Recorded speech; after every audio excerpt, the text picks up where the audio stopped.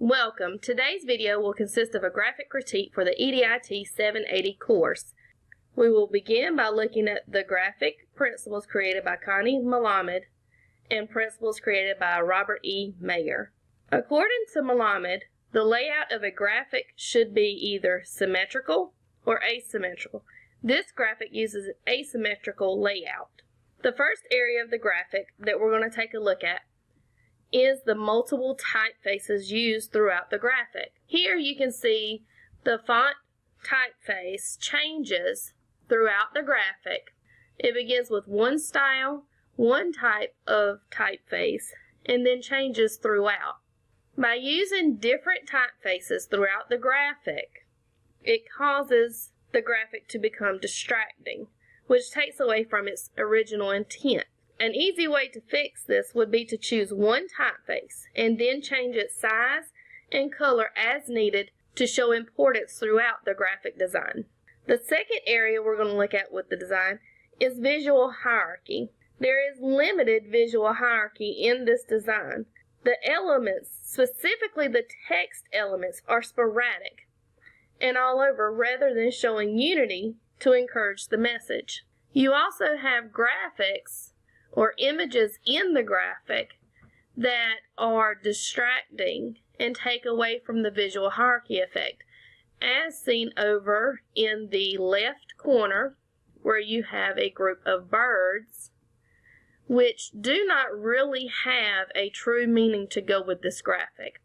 Also in the upper left corner there's a graphic there that has been cut off from the rest of the graphic, so we don't know whether it was there to give information or if it's just there as an extra image. A way to correct this would be to use alignment by placing the recycle symbol in the middle of the page or in the middle of the new graphic, and then placing the acceptable materials to the left and the unacceptable materials to the right of the recycling sign. The third area we're going to look at is contrasting.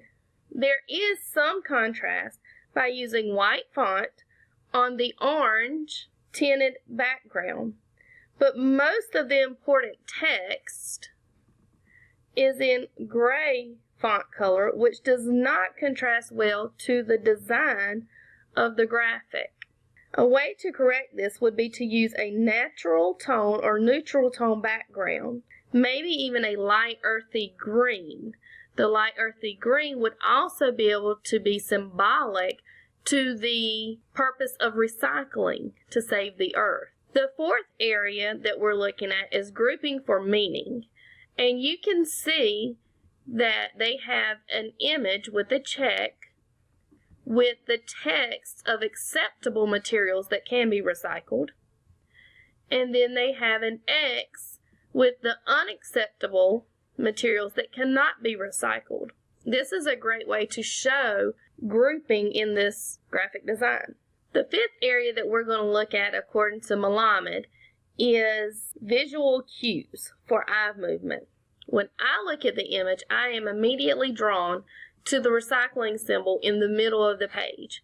But from there, my attention can go anywhere on the page. But in hindsight, your attention should automatically go to the items that are acceptable for recycling and then move on to what is unacceptable for recycling and then continue to move down to the specifics of the drop-off and pickup. Now, according to Mayer, this graphic would meet the temporal and spatial cognitive principles because the text and images are presented together, such as the check mark for yes, those are acceptable with the materials that are acceptable, and the X meaning they are not acceptable, showing the materials that are not acceptable. This would follow those principles. It would also meet the multimedia principle because it presents text with images together.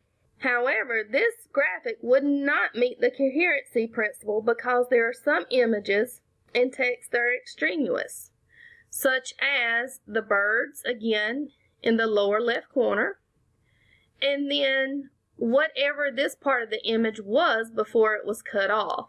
Those two areas are not specifically needed for this graphic to be effective.